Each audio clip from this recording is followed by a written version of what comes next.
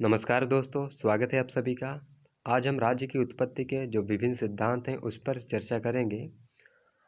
और अगर आप इस चैनल पर न्यू हैं तो चैनल को सब्सक्राइब कर लीजिए और बेल आइकन को प्रेस कर लीजिए, जिससे आने वाले समय में आपको इसी तरह के वीडियोस मिलते रहें। अपने दोस्तों के साथ भी शेयर करिए जिससे वो भी इसका लाभ उठा सकें। और आपसे रिक्वेस्ट है कि आप इस वीडियो को ऑनलाइन ही देखिए, ऑफलाइन या डाउनलोड करके मत देखिए, जिससे हम लोग इतना मेहनत करते हैं तो हमें भी कुछ प्रॉफिट हो सके। ठीक है, तो हम शुरू करते हैं। सबसे पहले कुछ प्रश्न आते हैं कि राज्य क्या है, ये कैसे बना, कौन बनाया और बनाने का उद्देश्य क्या था। इसी प्रश्न को लेकर कई सारे राजनीतिक दार्शनिक आएंगे जो अपनी अलग अलग मान्यताएं देंगे। इसी प्रश्नों को हम राज्य की उत्पत्ति के सिद्धांत में समझते हैं। ठीक है, तो क्योंकि ये जो प्रश्न है ये एक सब्जेक्टिव प्रश्न है, ये व्यक्तिनिष्ठ प्रश्न है, और जहाँ व्यक्तिनिष्ठ प्रश्न होता है उसके कई सारे उत्तर होते हैं। इसीलिए राज्य की उत्पत्ति के 4 मोटे मोटे सिद्धांत आपको पढ़ने को मिलते हैं, क्योंकि ये प्रश्न ही व्यक्तिनिष्ठ है। हर एक दार्शनिक अपने अपने नज़रिए से बताता है कि राज्य की उत्पत्ति कैसे हुई। ठीक है, हम इसको समझेंगे कि कैसे हुई, अभी सिद्धांत हम देख रहे हैं। लेकिन सबसे पहले हम ये देख लें कि राज्य है क्या, इसको समझ लेते हैं, तब हम सिद्धांत पर आते हैं। ठीक है, राज्य क्या है, इसको आपने एलिमेंट्स ऑफ द स्टेट में पढ़ा होगा कि राज्य हम उसे कहते हैं जिसका एक भूभाग हो, और उस भूभाग पर अर्थात निश्चित भूप्रदेश हो, और निश्चित भूप्रदेश पर जनसंख्या निवास करती हो, और जनसंख्या में न्याय व्यवस्था को बनाए रखने के लिए, लोक व्यवस्था को बनाए रखने के लिए एक सरकार हो, और सरकार के पास खुद की अपनी सॉवरेंटी या संप्रभुता हो, तो हम उसे क्या कहते हैं, उसे हम कहते हैं कि ये राज्य है। ठीक है, अब क्योंकि आप मोटे तौर पर भूभाग क्या होता है, जनसंख्या क्या होती है, सरकार क्या होता है आप जानते हैं, लेकिन संप्रभुता या सॉवरेंटी आपको नया शब्द लग रहा होगा। संप्रभुता पर हम एक सेपरेट वीडियो पहले ही बना के रखे हैं, तो आपको हम उसको डिस्क्रिप्शन में उसका लिंक दे रहे हैं, तो आप वहाँ जाकर इसको देख सकते हैं। संप्रभुता एक प्रकार से निर्णय लेने की शक्ति है जो राज्य के पास होती है। और आपको ये जानना चाहिए कि राज्य एक अमूर्त धारणा है। राज्य से आप मिले नहीं होंगे, या राज्य को आपने कभी देखा नहीं होगा ठीक से। राज्य का मूर्त रूप सरकारें होती हैं, और सरकारें ही राज्य की संप्रभुता का प्रयोग करती हैं। अर्थात सरकार ही अपने इंटरनल और एक्सटर्नल मामले में, दोनों मामले में निर्णय लेने की पावर रखती है, वही शक्ति रखती है निर्णय लेने की, वही सबको आदेश निर्देश देती है। ठीक है, अब यहाँ राज्य का मतलब कोई यूपी एमपी जैसे राज्यों से नहीं है। राज्य का मतलब यहाँ एक देश से है, क्योंकि राजनीति शास्त्र की भाषा में राज्य का मतलब एक देश ही होता है। तो हमें यहाँ उत्तर प्रदेश, मध्य प्रदेश, राजस्थान, हरियाणा, छत्तीसगढ़, बिहार, इस तरह राज्यों को नहीं लेकर चलना है। ये तो प्रांत हैं पॉलिटिकल साइंस के लैंग्वेज में। लेकिन राज्य क्या है, राज्य एक देश ही है जो सॉवरेंटी का परिचायक है, जिसके पास संप्रभुता होती है। तो पूरी राजनीतिक शास्त्र में भी, पूरी पॉलिटिकल फिलॉसफी में ही आप क्या पढ़ेंगे, राज्य को ही पढ़ेंगे। ठीक है, तो राज्य ही आपको मिलेगा, देश नहीं मिलेगा, क्योंकि देश तो एक भौगोलिक क्षेत्र का परिचायक होता है, वो ज्योग्राफिकल लोकेशन दिखाता है। ठीक है, तो आई होप आपको ये समझ में आया होगा राज्य क्या है। और राज्य जो शब्द है वो एक देश का परिचायक है। क्यों परिचायक है, क्योंकि राजनीति शास्त्र में राज्य की अपनी एक लैंग्वेज है। ठीक है, अब हम ये देखते हैं कि राज्य कैसे बना, कौन बनाया और बनाने का उद्देश्य क्या था। तो इस संबंध में 4 मोटे तौर पर सिद्धांत देखने को मिलते हैं। ठीक है, जो पहला सिद्धांत है वो डिवाइन थ्योरी है, अर्थात राज्य की उत्पत्ति का दैवीय सिद्धांत। दूसरा है द थ्योरी ऑफ फोर्स, अर्थात बल प्रयोग के द्वारा राज्य की उत्पत्ति हुई। तीसरा थ्योरी ऑफ सोशल कॉन्ट्रैक्ट, अर्थात सामाजिक समझौते के द्वारा राज्य की उत्पत्ति हुई। और चौथा है हिस्टोरिकल थ्योरी, अर्थात ऐतिहासिक थ्योरी से कहते हैं, या विकासवादी सिद्धांत भी हम इसे कहते हैं। तो अब क्योंकि ये जो 4 सिद्धांत अपनी अलग अलग मान्यताएं रखते हैं, तो क्या रखते हैं, मोटे तौर पे हम थोड़ा समझ लेते हैं। जैसे डिवाइन थ्योरी ये कहता है कि जो राज्य की उत्पत्ति हुई वो एक ईश्वर ने, अर्थात ईश्वर ने ही राज्य को बनाया और राजा की नियुक्ति की। क्योंकि पृथ्वी पर अव्यवस्था और अराजकता व्याप्त थी, उस अव्यवस्था और अराजकता को शांत करने के लिए सरकार की स्थापना हुई और सरकार की स्थापना ईश्वर ने की, राजा को ईश्वर ने भेजा, ऐसी बात इसमें कही जाएगी। दूसरा है थ्योरी ऑफ फोर्स का, यानी कि बल प्रयोग के द्वारा हुआ। तो इसमें यह कहा गया कि भाई ऐसा नहीं था, भाई अव्यवस्था व्याप्त थी, लेकिन जो जिसके पास शक्ति थी, जिसके पास पावर था, उसी ने दूसरे व्यक्तियों पर अपना नियंत्रण स्थापित किया, उस पर बल प्रयोग से उस पर नियंत्रित किया और राजा बन बैठा और राज्य करने लगा। इस प्रकार राज्य की उत्पत्ति बल प्रयोग से हुई। सोशल कॉन्ट्रैक्ट वाले कहते हैं नहीं, ऐसा नहीं था भाई, अव्यवस्था व्याप्त थी, उसी अव्यवस्था से निजात पाने के लिए लोगों ने ही मिलकर समझौता कर लिया कि हम इसे कब तक झेलेंगे, और उन्होंने एक राज्य का निर्माण किया, एक राजा की नियुक्ति की और कहा कि हमारी रक्षा करें। ठीक है, लेकिन हिस्टोरिकल थ्योरी सबसे इम्पोर्टेंट है और यही मान्य भी है। यह कहता है ऐसा नहीं है भाई, राज्य किसी एक दिन में राज्य की उत्पत्ति नहीं हो गई है कि एक दिन टपक पड़ा राज्य कहीं से, ऐसा नहीं है। जैसे हिमालय को एक दिन में नहीं टपका है भाई, इसकी उत्पत्ति एक विकास के प्रोसेस के तहत हुई है।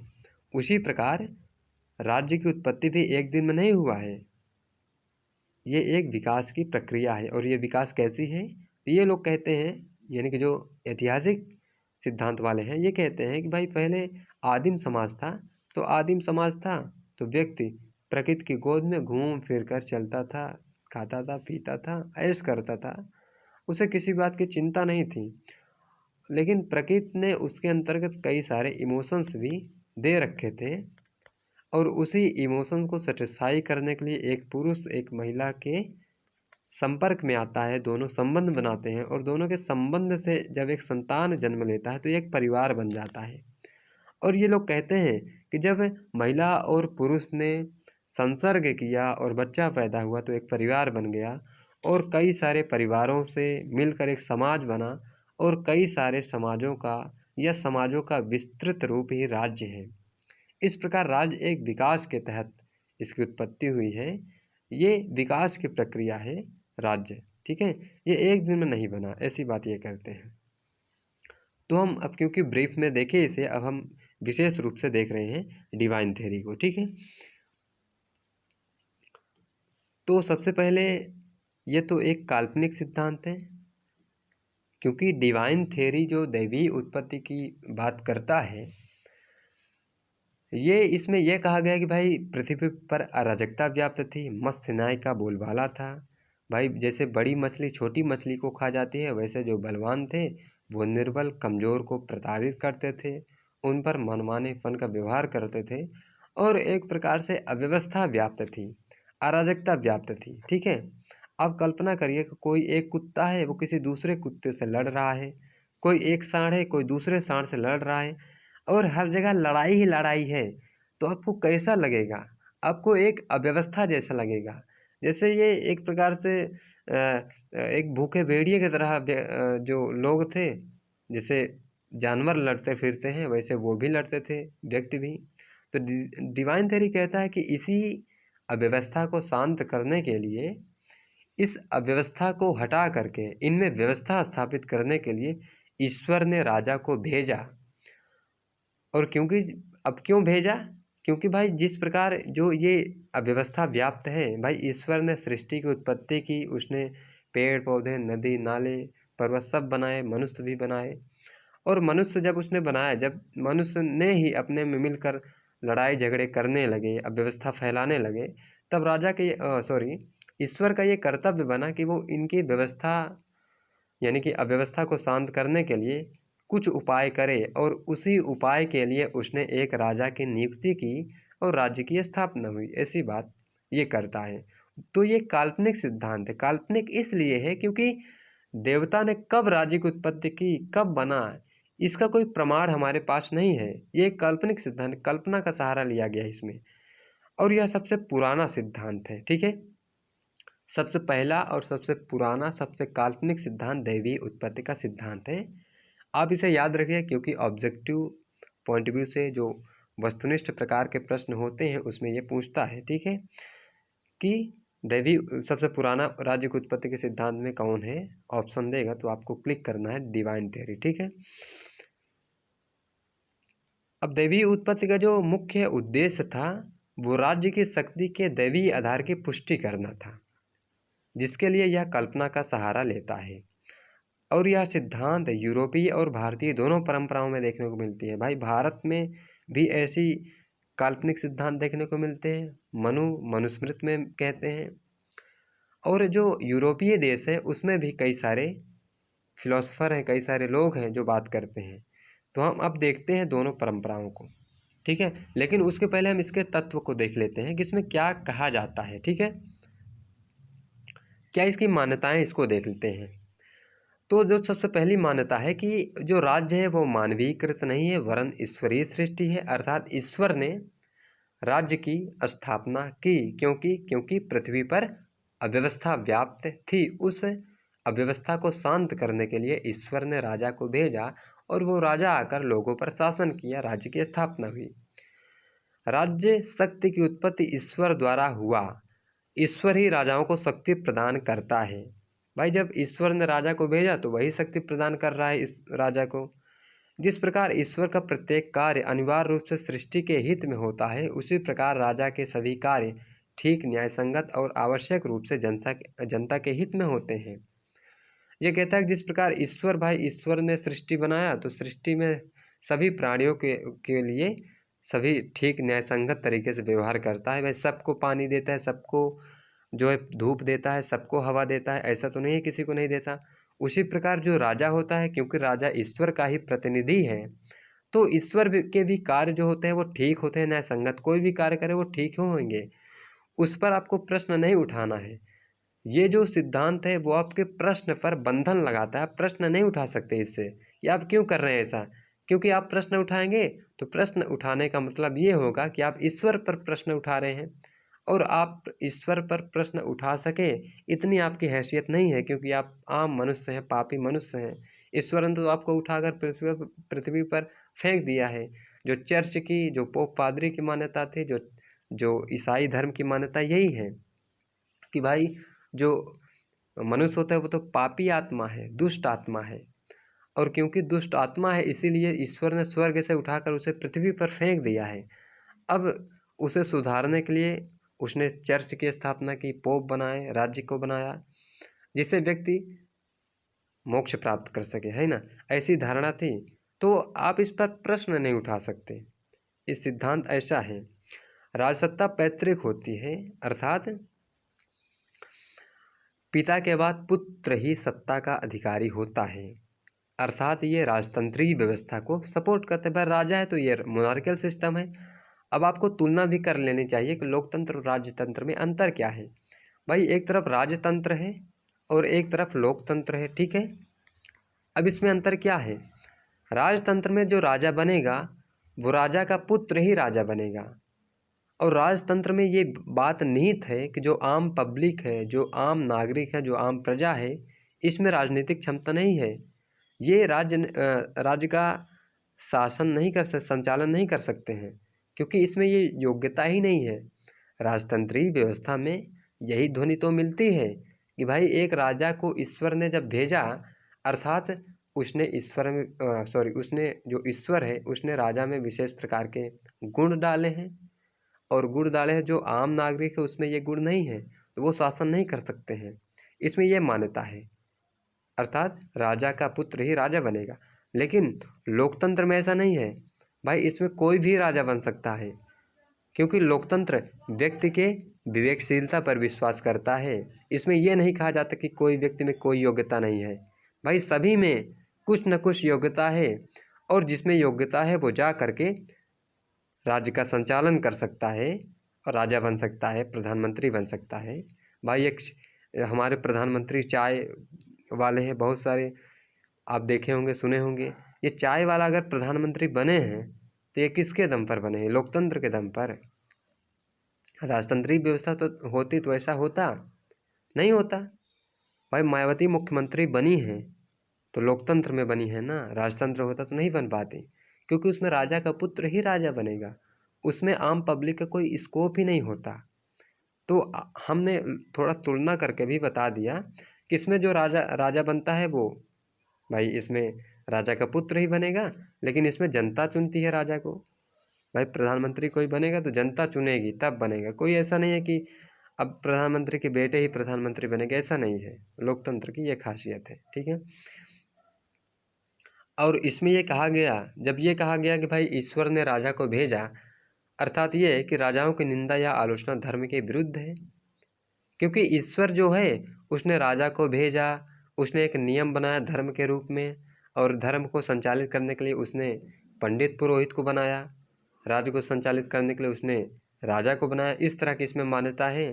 तो अगर आप राजा की निंदा करेंगे तो वो तो भाई धर्म में विरुद्ध होगा, वो तो ईश्वर की निंदा करनी हो जाएगी, क्योंकि ईश्वर का वो प्रतिनिधि है, और ईश्वर का प्रतिनिधि होने के नाते आप उस पर सवाल नहीं उठा सकते, क्योंकि ईश्वर पर आप सवाल नहीं उठा सकते, क्योंकि ईश्वर तो क्या है आप जानते हैं। जेम्स प्रथम ने इसके सपोर्ट में कहा कि ईश्वर क्या करता है इस पर विवाद करना नास्तिकता तथा पाखंड है।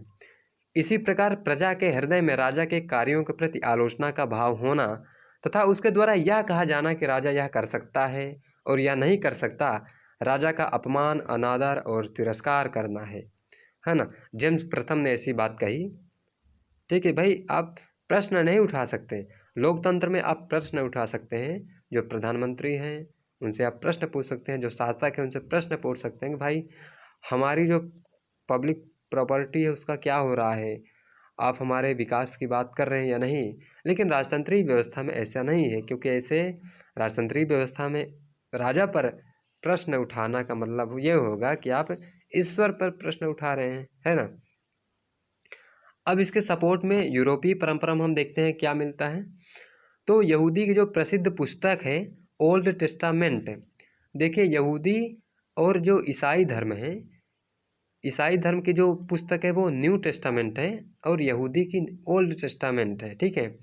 अब ऐसा हुआ क्यों? क्योंकि यहूदी वाले जो ओल्ड टेस्टामेंट है, जो रूढ़िवादी टाइप के लोग हैं, वो ओल्ड टेस्टामेंट को मानते हैं, और जो क्योंकि जो 15वीं 16वीं शताब्दी में आप देखते हैं ईसाई धर्म में धर्म सुधार आंदोलन होते हैं, तो जो प्रोटेस्टेंट धर्म आता है, प्रोटेस्टेंट धर्म का अलग एक मान्यता होता है जो न्यू टेस्टामेंट को मानने लगते हैं।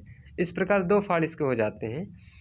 तो इसमें जो ओल्ड टेस्टामेंट है इसमें यह कहा गया कि राजा को ईश्वर का प्रतिनिधि माना गया है, कि भाई राजा जो है वो ईश्वर का प्रतिनिधि है।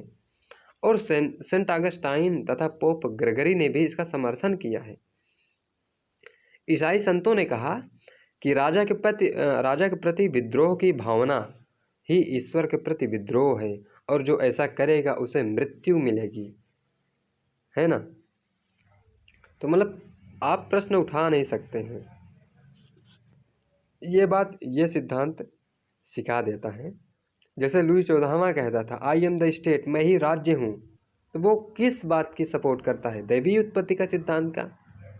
जब वो कहता है मैं ही राज्य हूँ, मैं ही राजा हूँ, तो इसका मतलब क्या है कि मैं ही जब राजा हूँ तो भाई ईश्वर ने हमें भेजा है, तो आप हमारी बात मानिए, है ना। जो धर्मगुरु हैं, जो पंडित पुरोहित है, यही तो कहते हैं कि ईश्वर ने हमें विशेष रूप से नियुक्त किया है इस कार्य के लिए, इसलिए आपको मोक्ष प्राप्त करना, तो हमारी बात आप मानिए, ठीक है। इसकी आलोचना भी अभी जम के होगी, ठीक है, परेशान आप मत होइए, अभी इसकी आलोचना भी होगी। सर रॉबर्ट फिल्मर ने अपने पैट्रियार्का पितृतंत्र एक बुक है, इसमें उन्होंने तर्क दिया कि ईश्वर ने आदम को पहला मनुष्य ही नहीं बनाया। ईसाइयत में ये मान्यता है कि जो सबसे पहला मनुष्य आया वो आदम था। तो रॉबर्ट फिल्मर कह रहे हैं कि भाई आदम पहला मनुष्य ही नहीं था, बल्कि वह धरती का पहला राजा भी था, और वर्तमान राजा उसी के उत्तराधिकारी हैं, ठीक है। ऐसी बात रॉबर्ट फिल्मर करते हैं।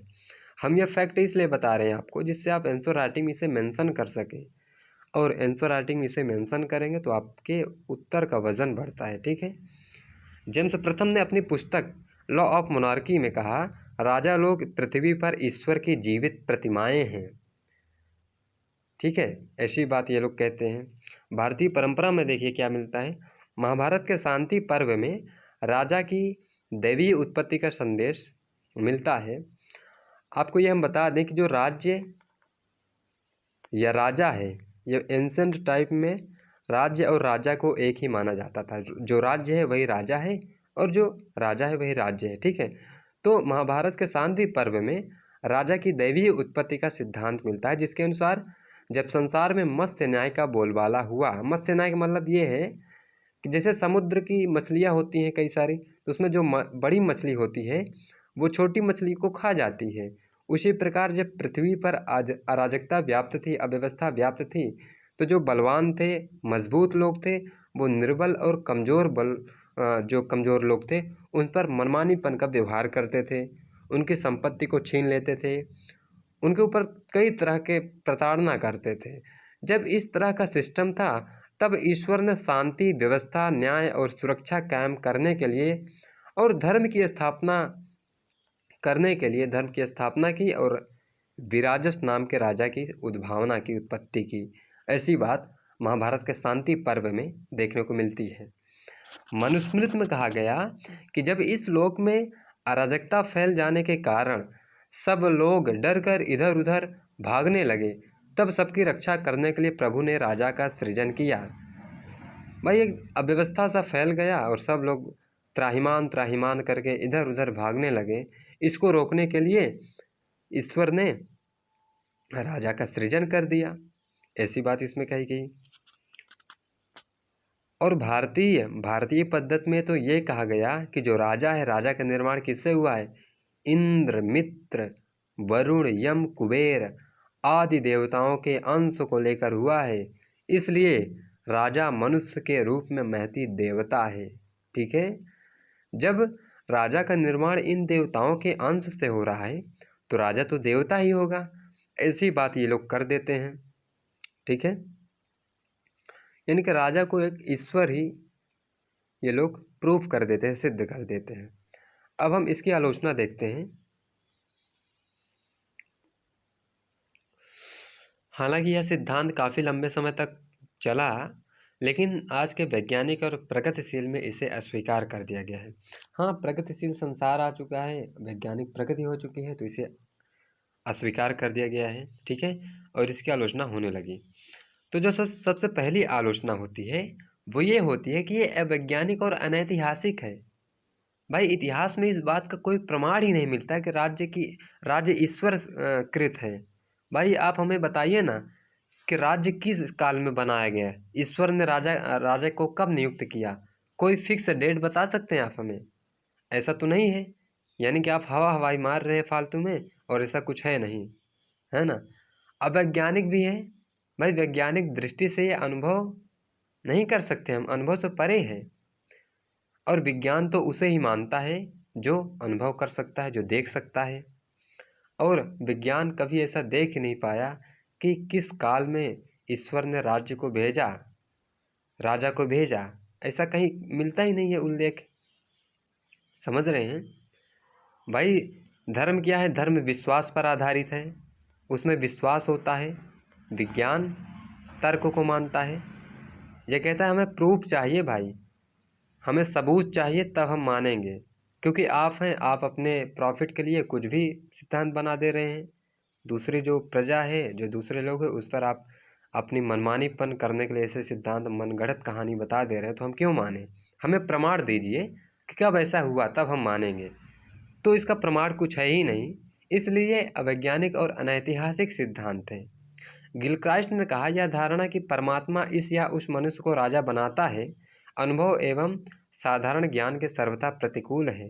अनुभव के प्रतिकूल है, हम नहीं जान सकते कब हुआ, कोई फिक्स डेट नहीं है, कोई सिद्धांत में इतिहास में ऐसा वर्णन भी नहीं है कि ऐसा सिद्धांत कभी ईश्वर ने भेजा, ऐसा राजा राज्य, है ना। दूसरा ये कि राजा स्वेच्छाचारी एवं निरंकुश हो जाएगा।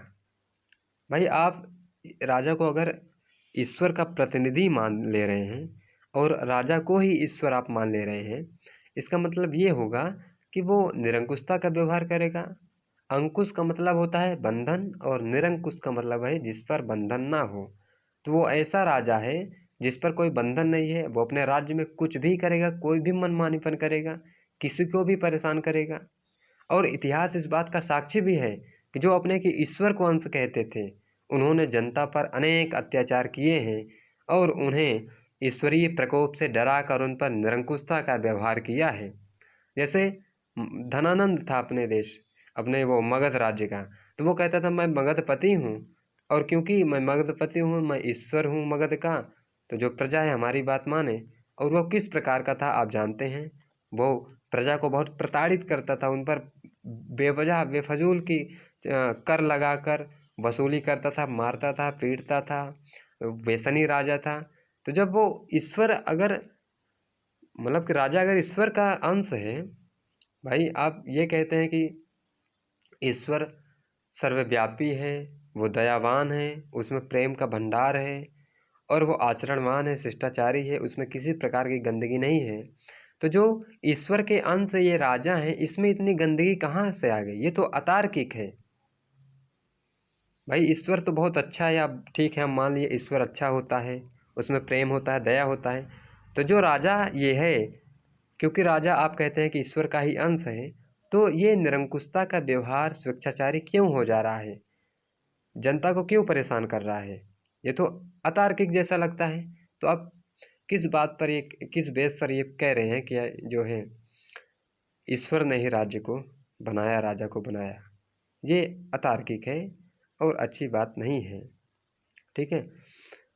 चौथा एक रूढ़िवादी धारणा है। भाई दैवीय सिद्धांत मानने का अर्थ यह होगा कि इसमें कोई परिवर्तन नहीं किए जाएंगे और राज्य का अपरिवर्तित स्वरूप मानव जीवन के लिए उपयोगी नहीं रहेगा। पांचवा ये कि नास्तिकों के लिए निरर्थक है।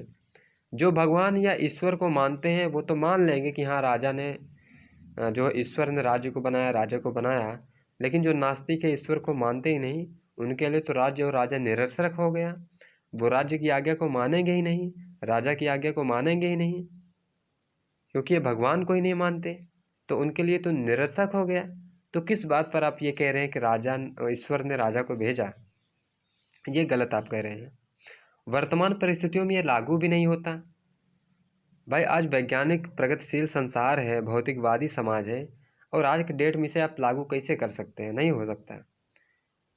ईश्वर ने राजा को बनाया, ये एक हास्यास्पद जैसा आज लगता है। कोई ऐसा बोलता है तो एकदम हंसी आती है, क्या बात, बेफजूल की बात आप कर रहे हैं। तो ये आज की परिस्थिति में लागू नहीं होता, लेकिन इसका महत्व भी है।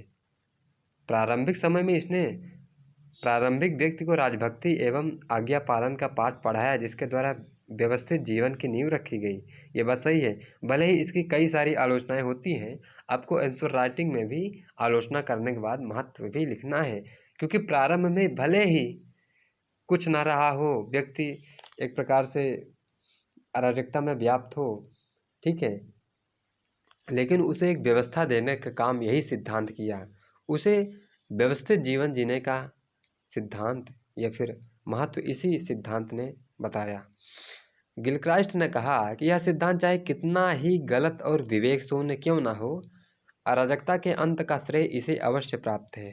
ये बात सही है, क्योंकि प्रारंभिक समय में अगर राज्य राजा न बना होते तो क्योंकि भले ही जो राजा थे वो निरंकुशता का व्यवहार करते थे, किसी प्रकार के जनता को प्रताड़ित करते थे, लेकिन फिर भी उनके होने से दूसरे राज्य उस पर आक्रमण करने से बचते थे। लोगों में डर रहता था कि हम अगर चोरी डकैती लूट मार करेंगे तो दंडित होंगे। तो अराजकता के श्रेय का मतलब कि अराजकता के अंत का श्रेय तो इसे ही जाता है। यह सिद्धांत राजनीतिक व्यवस्था के नैतिक आधार पर जोर देता है, अर्थात इससे यह ध्वनि निकलती है कि शासक का ईश्वर के प्रति नैतिक उत्तरदायित्व होता है और इसलिए शासन की शक्ति का प्रयोग उचित रूप से ही किया जाना चाहिए। यह बात सही है कि भाई अगर ईश्वर की मर्जी से ही ये सब चल रहा है, सृष्टि चल रही है, तो जो शासक हैं उनका एक नैतिक उत्तरदायित्व ईश्वर के प्रति होता है कि वो लोगों के जीवन को व्यवस्थित और उत्तम बनाने के लिए उचित रूप से शक्ति का प्रयोग करें, उस पर निरंकुशता का व्यवहार ना करें, अच्छे ढंग से व्यवस्था को चलाएं। ठीक है, तो थैंक यू। आज के लिए इतना ही, मिलते हैं अगले वीडियो में। तब तक के लिए धन्यवाद। Bye bye, tata, see you, thank you.